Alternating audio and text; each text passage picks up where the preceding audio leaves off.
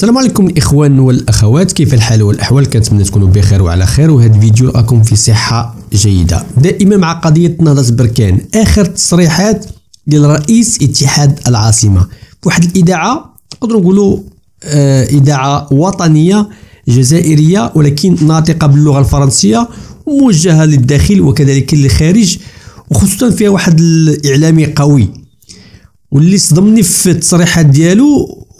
يعني تصريحات بالنسبه لي انا صادمه، خصوصا الاعلاميين كيجيو للمغرب وكيشاركوا في تظاهرات في المغرب وكذلك في تظاهرات خارج المغرب.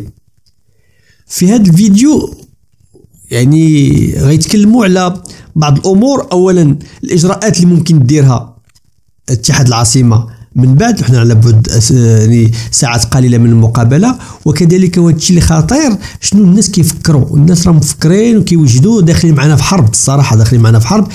قال لي يعني انهم عارفين راسهم انهم منحاصرين في الزاويه، وان القضيه ديال عزله شبه عزله رياضيه محتمله لا مفر منها. كيفكروا انهم يديروا خريطه افريقيا بالصحراء، زعما في المغرب مبتور من صحرائه يعني. ودائما المهم خليكم تشوفوا الفيديو من الاول حتى الاخير، وفي الاخير غادي نناقشوا بعض التفاصيل، خصوصا الذريعه دائما اللي كيديروها ديال جي اس كابيلي. علاش ترفض لهم القميص ديالهم؟ لانهم ما بغاوش يفهموها، وغادي نفهموها لهم بالزز لانهم ما عندهمش العقل اللي كيفكر.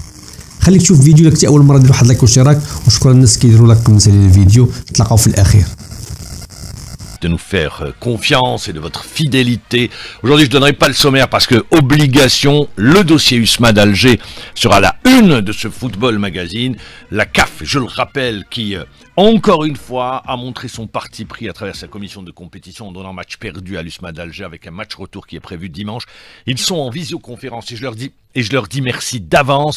Les dirigeants de l'Usma d'Alger avec nous, Monsieur Reda Abdouche. Monsieur Reda Abdouche, bonjour. Bonjour, maman. Je sais que vous êtes en visioconférence. Merci encore une fois. Alors, première question. Vous confirmez que l'équipe a quitté aujourd'hui Alger, destination le Maroc?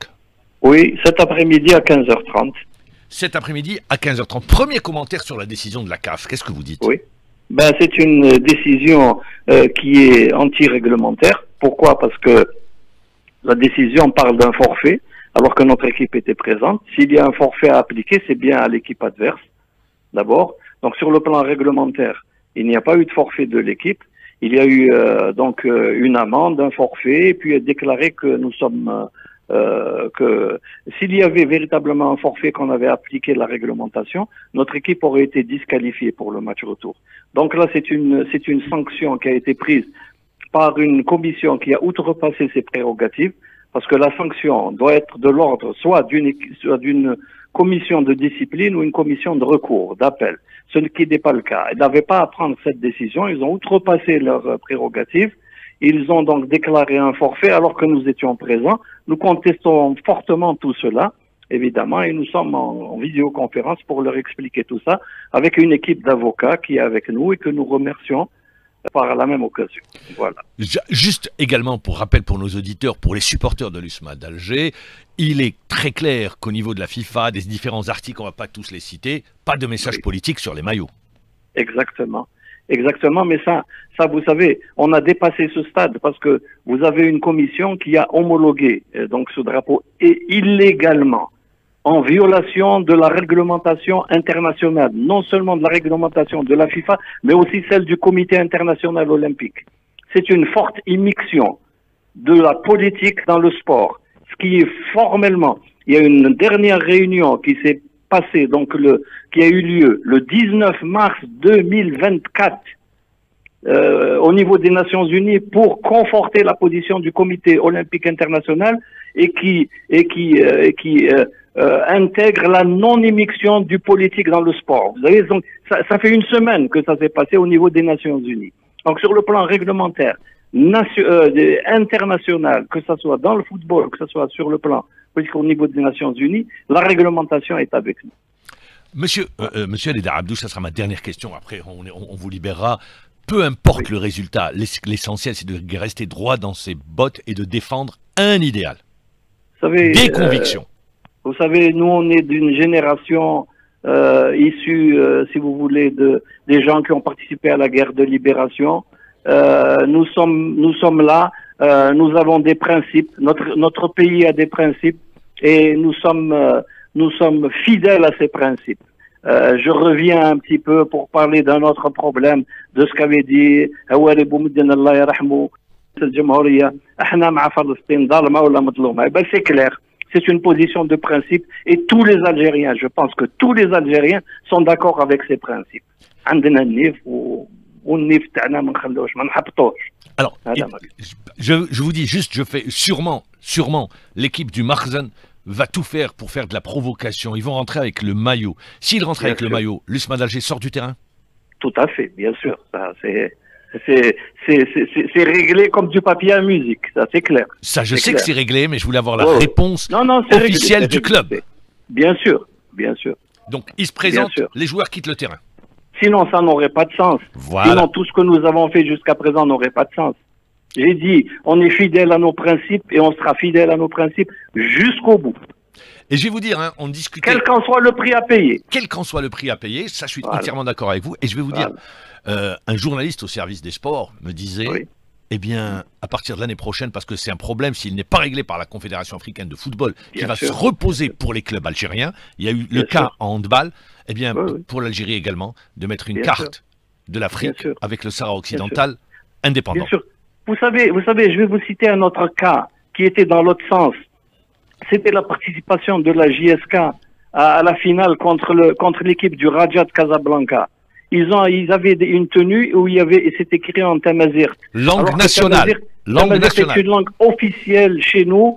Il y a l'arabe et il y a le tamazirt. Officiel. Ils ont refusé de jouer parce qu'ils pensaient que c'était un slogan politique et qu'il ne fallait pas. Donc, ce qui est valable pour eux n'est pas valable pour nous. Vous imaginez?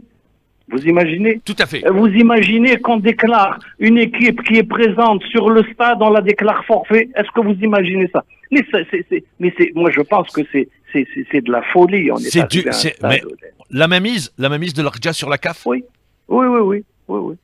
C'est une confédération qui est aux ordres et voilà. Donc, maintenant, qu'est-ce qu'il faut faire? Moi, je pense que une révolution de palais au niveau de la CAF pour la prochaine assemblée. J'espère malgré que on est en position d'infériorité parce qu'on n'est pas très fort à l'intérieur de la CAF.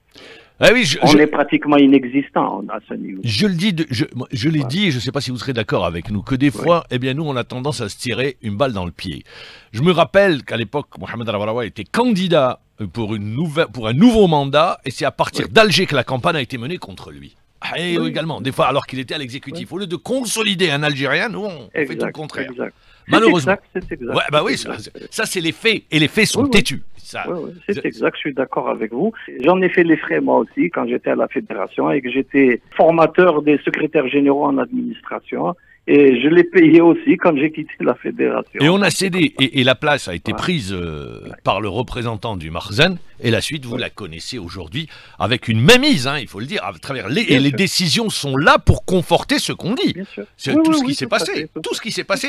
Vous imaginez, c'est pas la première. Vous avez parlé de l'histoire de la JSK, la finale de la JSK contre le Raja de Casablanca. Mais je pourrais continuer également le futsal, où au dernier moment, on a une ville du territoire occupé. Rappelez-vous. Je pourrais continuer également avec la Coupe d'Afrique en handball, où on sort une ville du territoire occupé également, pour mettre les Algériens devant le fait accompli. Mais l'Algérie ne cédera pas sur ces questions-là. C'est des positions de principe. Je dis, on est tous d'accord pour ça, de toute façon. L'Algérien est comme ça. Vous avez le soutien de toute l'Algérie. Tout le monde est derrière vous. Et ça, et attendez, vous l'avez lu à travers les différents communiqués sortis des clubs, de la Ligue, et vous avez vu également le public présent. Ils sont venus de tous les clubs vous soutenir. Voilà. Ça, c'est une image forte également. Et je tiens à dire que sur le plan juridique aussi, nous avons eu l'entière assistance de la Fédération de football et de la Ligue professionnelle aussi. Très bien. Et la visioconférence, juste pour les auditeurs qui n'étaient pas avec nous, vous êtes en visioconférence au moment où je vous parlais encore une fois. Merci. Encore, oui, là j'ai laissé les deux juristes parler. Alors, visioconférence avec les représentants de la CAF, bien évidemment. Avec les représentants de la CAF et les représentants de la partie adverse aussi. Oui, tout à fait, voilà. Donc, vous êtes en visioconférence, vous allez faire appel, et la suite, c'est quoi la suite? La suite, il y a des actions qui sont menées ailleurs. On ne va pas en parler maintenant parce que comme on dit, un entraîneur de football ne dévoile jamais sa tactique avant le match. Très bien, Donc, mais voilà. disons en gros, ça sera commission de recours, tribunal arbitral des sports de Lausanne. Tout à fait. Et puis d'autres instances aussi qui doivent être informées et qui vont faire un petit peu de... Parce que dans le même temps, la CAF est affiliée à la Fédération internationale de football. Oui. Et les règlements de la Fédération internationale de football doivent être appliqués sur tous les continents. Bien sûr, ils dans toutes les imposent aux compétitions. confédérations le respect de la réglementation internationale.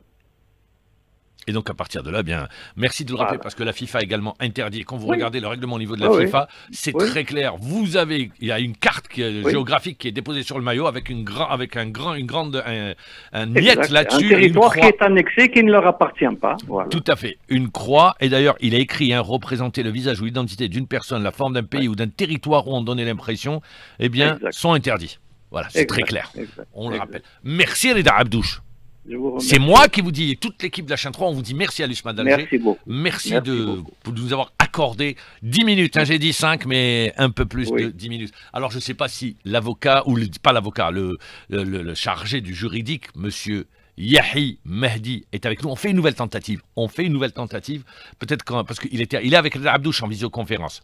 Très bien, on va essayer de l'avoir durant cette visioconférence. Au moment où je vous parle, ils sont en visioconférence, les avocats de l'USMA d'Alger, la partie adverse, c'est bien évidemment l'équipe de Berkane, et les représentants de la commission de la Confédération africaine de football, avec également des juridiques, des Algériens en Espagne. Donc c'est tout un panel de personnes qui sont là pour accompagner l'USMA d'Alger. Vous l'avez entendu, assistance de la Fédération algérienne de football, de la Ligue professionnelle de football, également pour défendre l'USMA d'Alger, qui se déplace aujourd'hui 15h30, direction le Maroc, en passant par la Tunisie, pour jouer ce match retour face à l'équipe de Berkane. Et vous l'avez entendu, si une nouvelle fois l'équipe adverse rentre avec un maillot, avec la carte, avec les territoires occupé, eh bien, l'USMA d'Alger ne disputera pas cette rencontre, et c'est vrai, et cela va de soi, pour ainsi dire. Alors, vous l'avez dit au tout début de la mission, on aura avec nous un Mehdi Yahi, qui est instructeur sur les questions juridiques au niveau de la Fédération internationale de football. Mehdi Yahi, bonjour. Bonjour. Merci d'être avec nous en direct. Alors, la visioconférence est terminée. Alors, quels sont les arguments qui ont été avancés, justement, ou sur quoi l'USMA d'Alger doit s'appuyer pour défendre son dossier? En tout cas, cette scène théâtrale a été sans effet surprise. Pour nous, en tant qu'experts ou pour le club en général, la décision donc a été notifiée sur un forfait du club de l'USMA 3-0 qui n'est pas donc réglementé sur le règlement de cette commission d'organisation et du règlement spécifique de l'organisation de la Coupe des Confédérations de la CAF. On s'interroge aussi sur le fait que toutes les procédures ont été établies avant le match. Donc, il y avait donc la présence des deux équipes 1h30 avant le match. La vérification des identités des joueurs des deux équipes a été établie.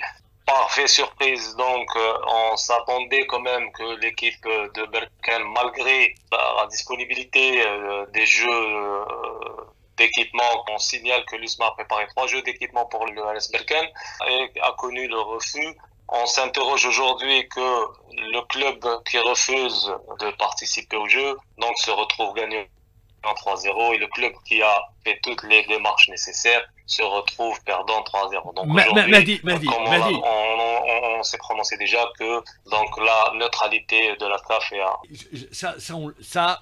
On l'a vu, on le sait. Aujourd'hui, la question, c'est sur quoi l'USMA d'Alger va se reposer, sa défense va se reposer ou va utiliser les arguments suivants, c'est-à-dire ce qui est décidé, par exemple, par la FIFA, le règlement FIFA, ce qui est décidé au niveau des instances internationales, par exemple sur l'organisation des Nations Unies, la non-utilisation des messages politiques. Donc, sur quoi ou d'afficher comme ça sur une question qui est en traitement au niveau des Nations Unies et de facto faire en sorte que cela devienne, alors que les Sahraouis demandent l'autodétermination, leur indépendance, et on voit que les Marocains font tout autre chose. Quels vont être les arguments? C'est ça la question. Sur quoi repose la défense de l'USMA d'Alger? Au-delà de ce qui s'est passé sur le terrain. Non, Mammar, l'USMA d'Alger a élaboré donc une feuille de route pour le TAS. Donc, il y a une stratégie, il y a une feuille de route donc qui a été établie. Donc aujourd'hui, je peux pas me prononcer étant donné que c'est une stratégie qui doit rester confidentielle et qui doit peser le jour J de la sentence. Mais chose est sûre, c'est que en matière d'appel au niveau de la commission de recours, était donc sur la forme procédurale obligatoire afin de pouvoir rejoindre le TAS de Lausanne, étant donné qu'on doit consommer tout droit au recours interne en matière de réclamation. Aussi, on peut se prononcer aujourd'hui que déjà il y a un point d'interrogation sur cette confédération africaine de football en matière de délivrance de décision, c'est que un forfait prononcé qui est d'ordre disciplinaire par la commission d'organisation de compétition qui n'est pas habilitée ni compétente à délivrer ce genre de décisions et de mesures disciplinaires. Donc aujourd'hui, Mammar, l'USMA est en train de monter son dossier pour le TAS de Lausanne. Eh bien, merci, on l'a très bien compris. Voilà, donc vous dites, le puzzle est en train de se constituer, de récolter les pièces pour aller à Lausanne au tribunal arbitral des sports. Merci encore une fois, Mehdi Yahi, d'avoir été avec nous en direct. Donc, je le rappelle, vous étiez en visioconférence avec les dirigeants de l'USMA d'Alger et la partie adverse et les membres de la Confédération africaine de football. يعني كما سمعتوا الإخوان والأخوات هذا الشيء كنديروا للتوثيق باش هاد الإعلاميين خصوصا هاد الإعلاميين اللي ربما عند بالهم راه حتى واحد ما كيسمعهم التصريحات محسوبة عليهم وخاصنا نلصقوها فيهم باش من المرة الجاية فاش يجيو المغرب نعرفوا كيفاش نتعامل معاهم. هذه النقطة الثانية بالنسبة ديال القميص شبيبة القبائل، هذا الشيء اللي ما بغاوش يعرفوا، هذا الشيء اللي كيفقسنا في هذه الكراغيلة لأنهم مكلخين الكلاخ كيخلطوا أمور قانونية بأمور سياسية. رفض قميص شبيبة القبائل لأنه فيه الأمازيغية. الأمازيغية راه لغة وطنية في الجزائر ولغة وطنية في المغرب، ولكن ماشي لغة رسمية في الكاف. هادشي خصهم يدخلوه في دماغهم. راه ما يمكنش نتايا في واحد التظاهرة آسيوية مثلا، تظاهرة آسيوية وانت غتجيب واحد اللغة ديال البنجابية ولا التامولية ديال الهند وبغات تلعب فيها في كاس آسيا. راه ما يمكنش، لأنه ماشي انت اللي بوحدك اللي كتفرج في هذيك التظاهرة. هذيك التظاهرة مبيوعة للمستشيرين والرعاة في العالم بأسره وكيتفرجوا فيها. يعني هذاك القميص غير معتمد من طرف الكاف، ولذلك الجامعة المغربية ماشي حتى الفريق، الجامعة المغربية قدمت من حقها هادشي أمور قانونية أن هذاك أما قميص نهضة بركان فهو معتمد من طرف الكاف مصادق عليه. هذا هو الفرق، كيخلطوا شعبان مع رمضان كلشي متبرأ منهم الصراحة، وكنبقاو معاهم حتى يفهموا. تفاعل معايا في هذا الموضوع. الخطير في الامر وهو التصريحات لهذا النوع من الاعلاميين اللي نورمالمون عندهم واحد المستوى من الوعي ومستوى من الثقافه وكيجيو للمغرب. تفاعل معايا في هذه القضيه، كيفاش غنديروا حنا الاستراتيجيه وكيفاش غنتعاملوا معاهم. الى اللقاء فيديو اخر ان شاء الله. تهلاو.